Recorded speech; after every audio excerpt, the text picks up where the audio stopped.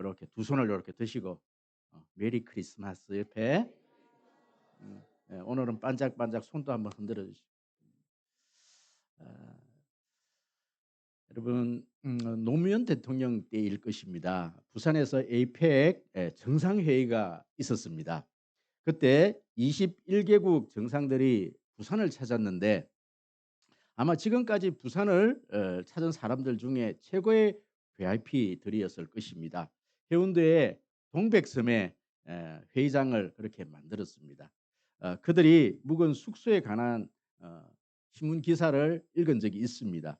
최고급 6개 호텔에 흩어져서 투숙을 했는데 하루 숙박비가 최소 150만 원, 최고 많기로는 550만 원까지 되었다고 합니다. 한 5, 6년 전이니까요. 지금은 훨씬 더 높은 금액일 것입니다. 아마 국력에 따라 차이가 났겠지만 가장 550만 원짜리 방에 투숙한 정상은 누구일까요? 아무래도 미국 대통령, 그때 그 당시 대통령이 부시였습니다. 아마 부시 대통령이었을 것입니다.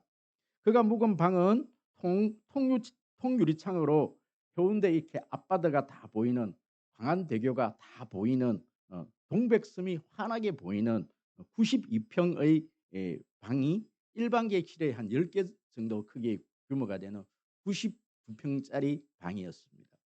그 넓은 공간을 14억 원 정도를 들여서 그렇게 최고급으로 단장을 하고 부시 대통령을 맞이했다고 그렇게 합니다. 여러분 이 이야기를 들으면서 어떤 생각이 드십니까? 아 그런데 평생 하룻밤이라도 한번 잡았으면 혹시 그런 생각이 드시나요? 아닙니까? 별로 감흥이 없으십니까? 너무 딴 얘기 같습니까? 여러분 그렇습니다. 그러나 오늘 이 시간에는 만왕의 왕이신 이 예수님께서 첫날 밤을 보내신 이 숙소에 대해서 오늘 우리는 좀 묵상을 해 보려고 합니다.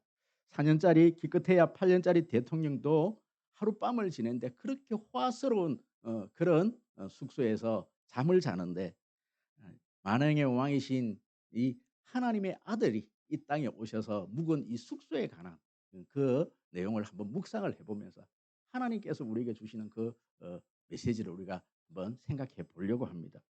여러분 그렇습니다. 사실은 우리가 이 하나님의 아들 되신 예수님이 처음으로 와서 주무셨던 그 방, 그 자체가 우리에게 메시지가 되는 것이지요. 여러분 그렇습니다. 윤석열 대통령이나 또는 여당 대표인 우리 누굽니까? 야당 대표가 누굽니까? 이재명 대표가 이 구미 땅에 내려와 갖고 어디에 잤다, 어느 곳을 들렸다, 대구에 와서 서문시장을 들렸다. 그 자체가 메시지인 것이죠. 하나님의 아들 되신 예수님께서 이 땅에 처음 오셨는데 이 예수님이 어디서 잤다. 이 자체가 메시지가 되는 것이지요. 예수님께서 이 땅에 오셔서 처음 묵으신 곳은 사실은 12월 25일 이날은요 예수님의 생일날이 아닙니다. 이것은 우리가 다 아는 사실입니다. 하지만 성경에서는 예수님께서 어디에서 태어나신지에 대해서는 정확하게 말씀을 하고 있습니다. 예수님께서 태어나신 곳은 유대 땅 베들레헴 마구간이었습니다. 말구유 마구간의 말구유 그러니까 우리는 좀 고상한 것으로 그렇게 생각하시는데요. 이 말구유는요 여물통 시골에서 먹이통 말들이 밥을 먹는 먹이통 위에서 예수님을 처음 그렇게 뉘었습니다. 여기서는 상당히 어떤 큰 메시지가 담겨 있는 것이죠. 우리가 인간적으로 보면 예수님이 인간의 모습으로 오더라도 더 좋은 방법으로 내려오실 수도 있었고 예수님께서 원하시면 더 좋은 곳으로 더 좋은 땅에 또 좋은 어떤 숙소를 그렇게 선택하실 수도 있었을 텐데 왜 하필이면 말구유였는가? 본인이 원하시면 당시 세계의 심장부인 로마에서 뿐만 아니라 하다못해 이스라엘의 수도인 예루살렘 정도 뭐 왕궁 정도 왕궁이 아니더라도 좀 저택에 좀 좋은 어떤 그런 집을 선택해서 그렇게 오실 수도 있었는데 왜 하필이면 유대 땅 베들레헴 그것도 아주 시골 동네에 그것도 사람들이 자지 않는 말구유, 말들이 사는 마구간에서 말구유였느냐라는 사실인 것이지요. 오늘 1 절에서 17 절에 보면은 그 배경에 대해서 우리에게 설명을 해 주고 있는데, 로마 황제의 호정령에 의해서 나사렛에서 살던 마리아와 요셉이 본적인 베들레헴으로 갔다고 그렇게 기록을 하고 있습니다. 여러분, 우리가 호적 등본을 띄보시면 우리의 주소지가 있고 우리의 본적이 있는 것이죠. 우리가 살고 있는 것은 주소지고, 여러분 우리 본적, 그럼 본적이 무엇입니까? 영어로 보니까 패밀리 오리진 이렇게 되어 있더라고요. 우리 아버지의 어떤 고향, 우리가 뿌리가 있는 곳, 우리가 태어난 곳, 아버지가 태어나서 조상들이 살고 있는 그 동네, 여러분 그것이 바로 본적이 되는 것이죠. 아마 이 요셉의 아버지가 살고 있는 곳이 바로 이 베들레헴인 것 같습니다. 그래서 이 그 당시에 정치적으로 그렇게 이 로마 황제가 호적령을 내려서 그렇게 다 고향으로 가서 호적을 해라. 어 자기의 어떤 사람 숫자를 등록을 해라. 그렇게 이게 등록을 하는 것은 인구의 숫자를 세기 위한 어떤 정치적인 그런 목적이 있었지만요. 사실은 그것은 이걸 이렇게 헤롯 왕이 그렇게 정치적으로 그렇게 되었다. 그날 어떤 상황들이 많은 사람들이 고향으로 다 돌아와 갖고 베들레헴에 그 시골 동네에 뭐 고향에 살던 흩어져 있는 그 고향으로 사람들이 고향으로 다 돌아왔기 때문에 좀 숙소가 부족한 거예요. 이건 이 사실을 보면 '아 이게 뭐 상황적으로 그렇게 되었는가 보다.' 그렇게 생각하지만요. 이것 역시 하나님께서 하신 일입니다. 하나님께서 우리에게 어떤 메시지를 전달하기 위해서 어떤 로마 황제에서 호정력이 내려지게 되었고, 그때 사람들이 다 몰려지게 되었고, 또 거기는 방들이 없게 되었고, 그럼 이것 자체가 예수님 하나님께서 우리에게 던져주는 메시지를 전달하기 위한 방법이었다는 것이지요. 여러분 그렇습니다. 그렇다면 하나님 대신 우리 예수님께서 이 땅에 내려오실 때 왜 마구간이었는가? 저는 오늘 이 본문을 묵상하면서 한 세 가지로 그렇게 한번 생각을 해 보았습니다. 여러분, 이 마국간은요 가장 비천한 장소이기 때문에 그렇습니다. 본래 예수님은 가장 높으신 분이십니다. 이 예수님은 가장 높으신 분이 가장 낮아짐의 어떤 모습이 바로 이 말구유였다라는 것이지요. 빌립보서 2장 6절 한번 같이 읽어 보실까요? 빌립보서 2장 6절 다 같이 시작. 그는 근본 하나님의 본체시나 하나님과 동등됨을 취할 것으로 여기지 아니하시고, 그는 근본 하나님의 본체시다. 예수님은 하나님이십니다. 하나님의 신분을 가지시고 최고의 신분을 가지신 분이 가장 낮아진 것으로 오신 것이요. 그것도 가장 비천한 것으로 오셨습니다. 여러분, 이게 우리가 실감이 나지를 않아요. 왜 예수님께서 가장 이렇게 낮은 신분의 자리, 이 발구유였는가? 만약에 예수님께서 하나님의 아들이시고 또 왕이신데 이 왕궁에서 태어났다고 가정을 해 보면, 아주 이렇게 높은 귀족의 집에서 태어났다고, 그리고 거기서 사셨다고 생각해 보면요. 우리는 한 번도 이 예수님을 만날 기회를 얻지를 못하는 거예요. 예수님이 태어나셨을 때 제일 먼저 예수님을 찾은 사람들이 누구입니까? 오늘 본문에서 목동들이었습니다. 여러분, 그때 그 당시에 이 목동들의 신분은요, 이스라엘 사회에서 가장 낮은 신분을 대표하는 사람들이 바로 목동들이었습니다. 이스라엘 백성들은 안식일을 굉장히 중요하게 생각하는 사람들입니다. 그런데 이 목동들은 양들을 지켜야 되기 때문에 안식일을 지킬 수가 없습니다. 굉장히 천대시 되어지는 사람들, 집에서도 별 볼 일 없는 사람들이 다 목동 생활들을 하게 되는 것이지요. 여러분 그렇습니다. 바로 다윗이 다윗이 이렇게 왕으로 기름 부음을 받았을 때, 사무엘이 이 이새의 집에 찾아왔을 때 이 다윗은 목동이었습니다. 형들이 다 잔치 자리에서 그렇게 좋은 옷을 입고 그 잔치 자리에 참여했을 때 이 목동 다윗은 양들 가운데서 그 존재감 없이, 아무 존재감 없이 그렇게 다른 사람들에게 주목도 받지도 못하고 그냥 기억되어지지 않는 사람, 이 다윗 목동이었습니다. 그럼 제일 먼저 예수님께서 태어나셨을 때 이 예수님을 찾아온 사람들이 바로 이 목동들이었던 것이지요. 그 예수님께서 마구간이어야 되는가? 예수님께서 저 왕궁에 태어나면은 우리들은 그 예수님을 만날 수가 없다라는 거예요. 여러분 이 목동은 가장 비천한 사람들의 대표자들입니다. 그런데 저는 이 말씀을 곰곰이 생각을 해 보았습니다. 신분적으로 낮은 사람이어야만 예수님을 만날 수 있는가? 여러분 그렇지는 않더라고요. 성경에 보니까 예수님은 남녀노소 격차가 있는 사람들을 구분하지는 않습니다. 누구든지 용납을 하고 그렇게 받아주십니다. 다만 이런 부류의 사람들은 사절입니다. 교만한 사람들입니다. 스스로 의인으로 자처하는 사람입니다. 예수님께서 이렇게 말씀하십니다. 마가복음 2장 17절에 건강한 자에게는 의인이 쓸데없고 병든 자에게라야 쓸데있느니라. 내가 의인을 부르러 온 것이 아니요 죄인을 부르러 왔노라. 의사는 오직 병자들에게만 필요합니다. 건강한 사람과는 아무런 상관이 없습니다.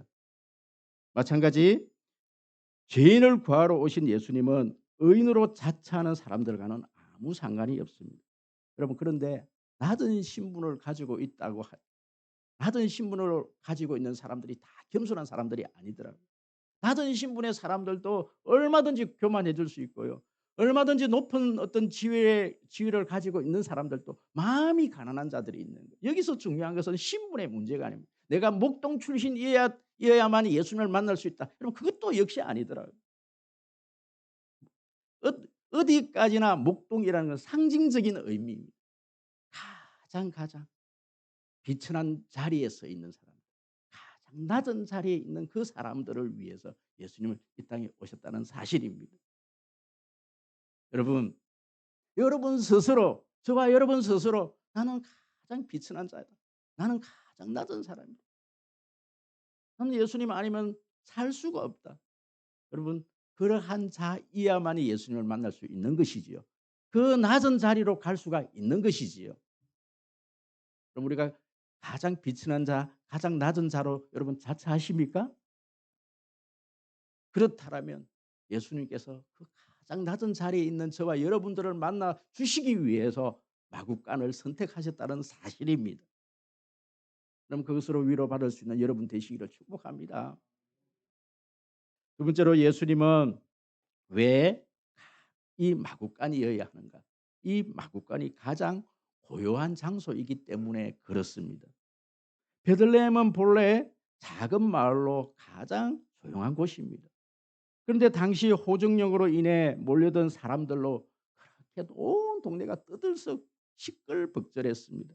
그래서 예수님은 소란한 이 여관을 피해서 가장 조용한 장소인 마구간을 선택하신 것이지요. 예수님은 가장 고요한 것을 좋아하십니다.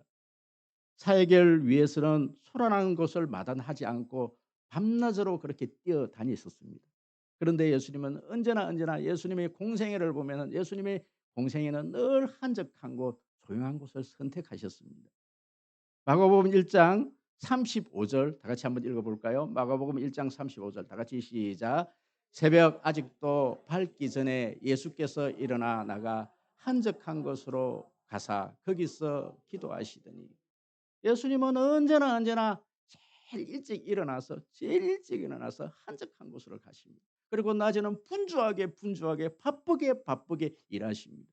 그리고 밤에는 감람산으로 올라가서 혼자서 예수님은 하나님과 함께 독대를 하십니다. 이번 여러분 기도해 주신 덕분으로 우리 중직자들이 작년 우포늪에 어느 선교센터에서 그렇게 아주 1박 2일 워크숍을 아주 잘하고 그렇게 돌아왔습니다. 너무나 귀한 시간이었습니다. 이렇게 가보니까요. 이 창녕 그 우포늪 앞에 생태공원이 있는데 주위에는 아무것도 없어요. 정말 조용한 곳입니다. 정말 조용한 곳입니다.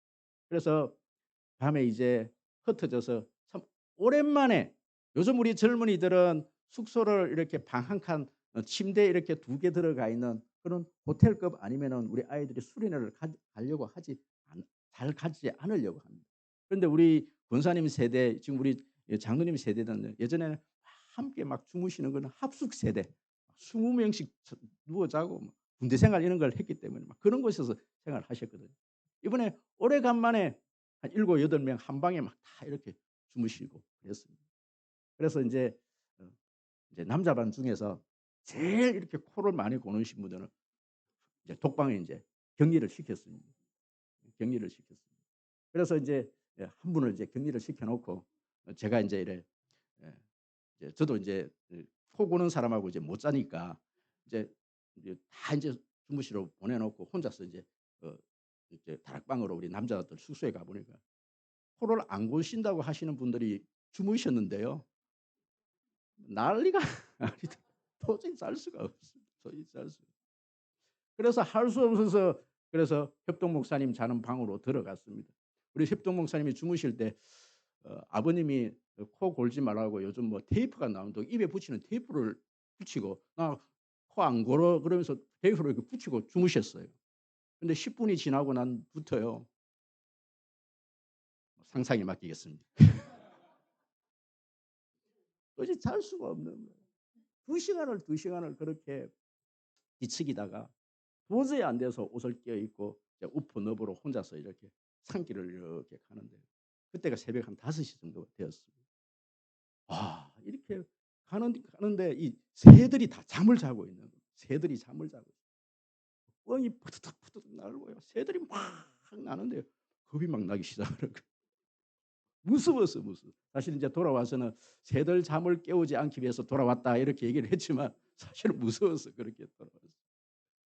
여러분 그 고요한 밤에 여러분 그 코 고는 소리가 얼마나 크게 들리든지 그 고요한 밤에 그 숲속에서 그 새들의 소리가 얼마나 크게 느껴지는지 두려움으로 다가오는 거예요.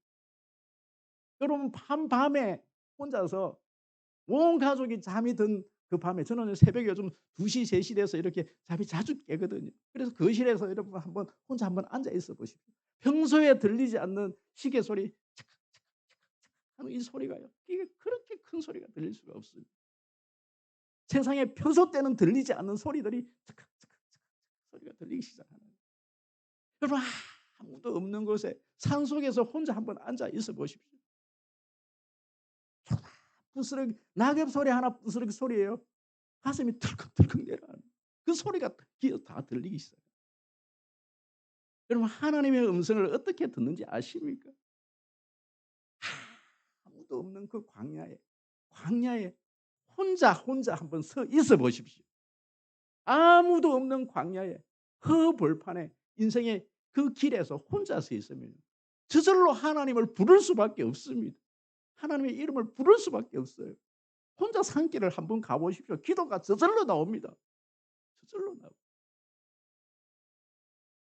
여러분 저는 브라이언 킴 사실 주가 일하시네 이 찬양곡을 직접 쓰신 분 아닙니까?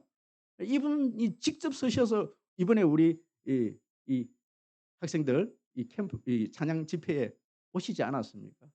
이분이 부른 이 찬양 계속해서 이 찬양을 읊조리게 되더라고요. 우리 인생길에서 아무도 없는 그곳에서 그 광야에서 하나님께서 우리에게 그 음성을 들려주십니다. 할렐루야. 여러분 이 찬양 우리 오늘 크리스마스지만 오늘 이 찬양 한번 함께 부르기를 소원합니다. 주가 일하시네.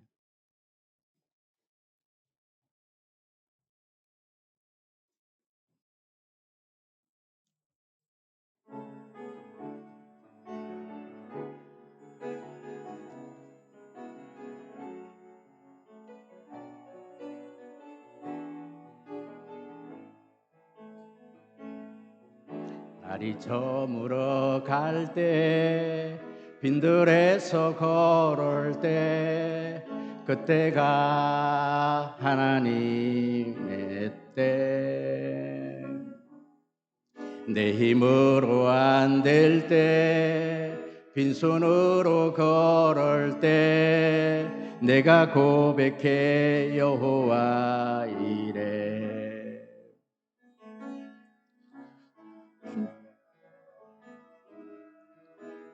함께 계시네 누리네 아버지 은혜 적은 떡과 물고기 내 모든 걸 드릴 때 모두 고백해 여호와 이래. 주가 일하시네 주가 일하시네 주께 아끼지 않는 자에게 주가 일하시네 주가 일하시네 신뢰하며 걷는 자에게 주가 일하시네 주가 일하시네 주가 일하시네 주께 아끼지 않는 자에게 주가 일하시네 주가 일하시네 신뢰하며 걷는 자에게. 할렐루야. 여러분 가장 조용한 그 장소로 여러분 나아가시기를 소원합니다. 그곳에서 예수님을 만나야 합니다. 예수님께서 그것을 선택하셨기 때문에 그렇습니다. 여러분 마지막 세 번째는요. 왜 예수님께서 마국간이어야 하는가? 바로 그곳이 고난의 장소이기 때문에 그렇습니다. 여러분 고난의 장소이기 때문에 그렇습니다. 예수님께서 오신 그곳은요. 가장 가난한 곳이고 궁핍한 곳이고 그곳에는 고난이 있는 곳입니다. 세상에 아무리 가난해도 마국간에서 태어나는 사람은 없습니다. 우리가 어쩌다가 이렇게 임산부가 급하게 예, 어, 택시를 타고 가다가 또 119 구급차 안에서 그렇게 아이를 출산하는 경우는 있어도 마국간에서 흑간에서 그렇게 아이를 출산하는 경우는 거의 없습니다. 그런데 예수님께서는 자기가 선택하셔서 마국간에 그렇게 태어나셨습니다. 그 이유는 예수님께서 그 가난을 또 그 아픔을 체험하시기 위해서 그렇습니다. 여기에 보시면 예수님을 강보에 샀다 이렇게 되어 있는데 이 강보라는 뜻은 본래 찢는다 이런 말이 있습니다. 이런 뜻을 가지고 있습니다. 그냥 좋은 천에 되어 있는 천으로 그렇게 아이를 산 것이 아니라 찢어진 천, 그 천으로 아이를 샀다. 여러분 참 이 예수님의 이 부모님들 이 요셉과 마리아는 참 가난했습니다. 왜 그런가 하니 아직까지 이들은요 결혼도 하지 않았습니다. 젊은 청년들이 참 우리 젊은 청년들이 참 이렇게 가난한 새들이 참 많거든요. 아직까지 이 사회에 진출도 하지 않았고 아직 이렇게 뭐 직업이 이렇게 뚜렷이 있는 것도 아니고 이렇게 아버지 이 예수님의 이 아버지 이 요셉의 직업은 목수였는데 이 목수라는 이 직업이 그렇게 부유한 그런 직업이 아닙니다. 참 가난한 가운데서 그렇게 사신 것이지요. 여러분 그렇습니다. 참 예수님은 이 세상에 태어나심 그 자체가 가난이었습니다. 여러분 보시면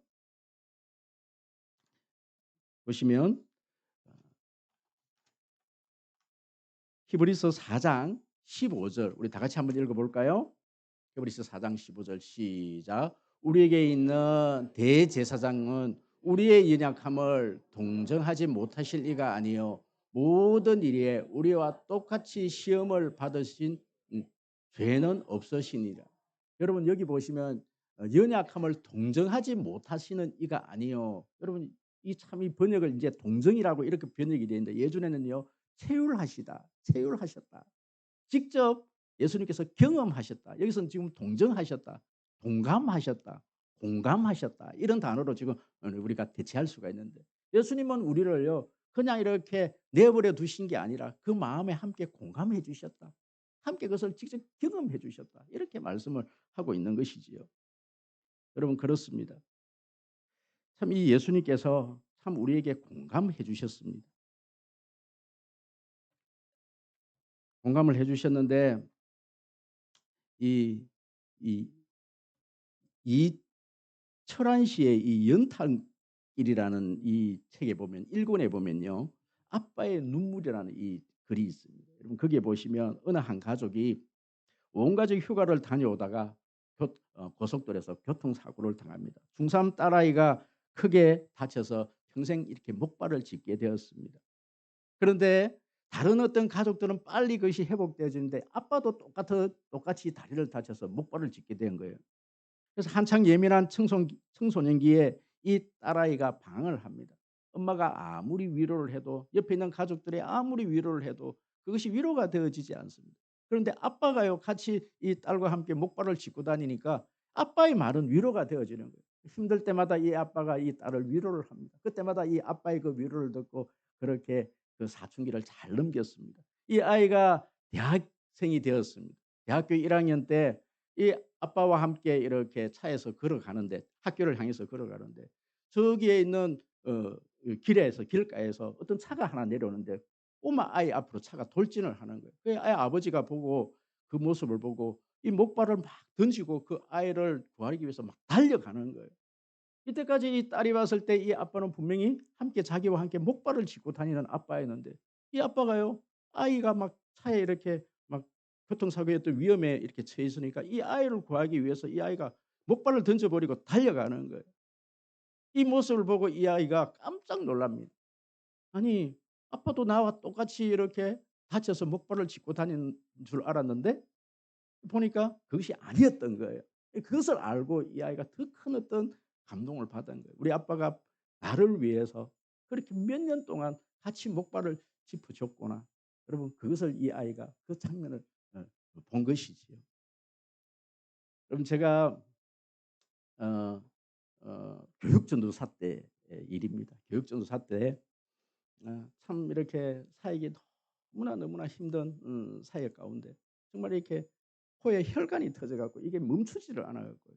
이렇게 병원에 가면은 정말 이렇게 지혈을 하고 사역을 그만큼 이렇게 예 열심히 했습니다. 그런 가운데 너무 이렇게 사역을 하다 보면 번아웃이 올 때가 있죠. 그렇게 '사역도 도저히 못하겠다.' 그때에 저희 담임 목사님께서 저에게 이렇게 어 CCC에서 하는 치유사역 주스택 목사님이 저 대전에서 하는 주스택 목사님이 하는 그 치유사역에 박 전사가 좀 갔다 왔으면 좋겠다. 그래서 주스택 목사님 그 치유사역에 제가 2박 3일 동안 그렇게 가게 되었습니다. 그럼 그때도 한 이게 한 1,000명 정도 되어지는 그 교회에 이렇게 막 집회를 하고 있는데 사실 이렇게 예전에는 그 본당 안에 이 자리를 깔고 다 잠을 잤어요. 뭐 500 명, 600만 잠을 자는데요. 정말 하나님께서 사랑하는 자에게 잠을 주시더라고요. 그렇게 사람들이 500 명, 600 명이 잤는데도요. 이틀 밤을 푹 자게 하더라고요. 자게 하더라고요. 근데 마지막 날 이렇게 하나님께서 응답을 주시는데 이렇게 어느 이렇게 식당에서 계단으로 이렇게 내려오는데 이 그림 하나가 어떤 엄마가 이 아이를 이렇게 업고 있는 그림이었어요.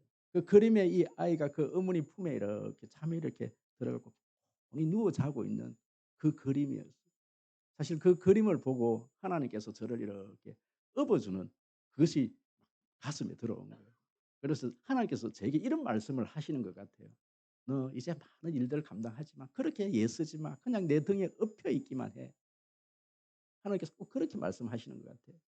여러분 그렇게 그 수양회를 참여할 하면서 우리 소그룹에서 어떤 자매 하나가 시간 여행이라는 그 시간 여행을 하면서 이 자매가 그런 고백을 해요. 사실 이 자매는 어 이름이 박달그만. 이 딸 이름이 박달그만이에요. 딸그만. 그러니까 이름이 박달그만. 엄마가 이 아들을 낳으려고 7 명인지 뭐 8 명 정확한 기억은 안 나지만 7 명인지 8 명인지 이 아들을 낳다가 딸을 낳다가 마지막으로 그 한 명을 더 낳았는데 또 딸인 거예요. 그러니까 이 딸 이름을 이제 딸 그만 나라고 딸 그만이라고 이름을 지은 겁니다. 그러니까 평소 때 늘 이 아이 이름을 부르면서 딸 그만, 딸 그만 이렇게 이름을 부르면서 늘 하는 말이 뭐냐면 "너는 이 땅에 태어나지 말았어야 되는데." 늘 구박을 한 거예요. 이 아이는 어렸을 때부터 상처가 있는 겁니다. '나는 이 땅에 태어나지 말았어야 되는데.' 늘 그런 마음으로 가지고 사니까요. 결혼 생활을 해도 제대로 할 수가 없는 겁니다. 그래서 결혼을 했습니다. 얼마 안 돼서 이렇게 이혼을 하게 된 거예요. 그래서 '죽어야 되겠다.' 몇 번 이렇게 뭐 이렇게 죽으려고 시도도 해 보고 그렇게 자살 시도도 하고 그러면서 그 수양에 그렇게 참여를 한 겁니다.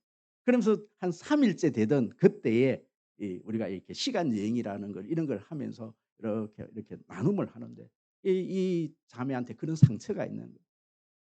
어렸을 적에 늘 엄마로부터 "너 딸 그만이야. 너 이 세상에 태어나지 말아야 될 아이가 태어나서 늘 그렇게 구박을 받으면서 그렇게 지냈다."라는 거예요. 그래서 늘 그 상처가 있는 거예요. 그런데 그 수련의 기간 동안 하나님께서 이 예수님의 이 오늘 이 본문을 보게 하신 거예요. 읽게 하신 거예요. 자기는 그래도 따뜻한 방에 태어났더라는 거예요. 근데 예수님은 가만 보니까 그 추운 겨울에 말 구유에 예수님이 태어났는데 성경을 읽는데 예수님께서 "다 안다. 내가 채우랬다. 내 네 마음 안다." 이 말씀을 하나님께서 음성으로 들려주셨다라는 거예요. 그날 밤에 그 자매가 펑펑 울면서 펑펑 울면서 '아 그렇구나. 예수님은 내보다 더 비참한 삶을 사셨네.' 예수님은 그렇게 조롱받으시면서 예수님께서는 배신도 당하시고 그렇게 십자가에 지시네. 나를 위해서 십자가에서 지고 그렇게 온갖 고난을 당하면서 예수님께서 죽으셨네. 그것이 그냥 느껴지더래요. 그날 이후부터 그 자매가 '아 이제는 내가 살아야 되겠다. 내가 죽지 말고 살아야 되겠다.' 예수님도 사셨는데 예수님 나를 위해서 이렇게 십자가 지고 죽으셨는데 그것이 느껴지고 난 이후부터 그 자매가 회복되고 저도 그날 이후부터 회복되어져서요. 지금까지 사역을 감당하고 있습니다. 저는 그날 이후부터 이렇게 늘 그 그림으로 하나님께서 나를 보고 업어 주시는 하나님 늘 이렇게 힘들 때마다 "너 이제 그 일 그렇게 애쓸 필요 없어. 그냥 나한테 힘들 때마다 그냥 내 등에 업혀 있기만 하면 돼." 하나님께서 그 음성을 들려주시더라고요. 사랑하는 성님 성도 여러분, 우리 예수님께서 세상에 아프다, 내가 힘들다, 내가 제일 힘들 것 같지만요. 예수님 그것을 다 경험하셨어요. 예수님은 하나님이시기 때문에 그 고통이 없었을 것이다. 여러분 그렇지 않아요. 예수님은 우리 인간의 몸을 입고 이 땅에 오셨습니다. 그렇기 때문에 예수님께서는요. 우리가 당하는 모든 고통을 다 당하셨습니다. 우리의 아픔과 그 힘듦도요. 예수님은 다 미리 당하셨습니다. 여러분 힘들고 아플 때요. 여러분 예수님의 그 마구간 그 탄생부터 예수님의 생애를 한번 묵상해 보시기 바랍니다. 묵상해 보는 가운데 그 예수님이 느껴지시고 그 예수님의 삶이 우리의 삶이 되어질 수 있는 저와 여러분들의 삶이 되어지기를 주의 이름으로 축복합니다.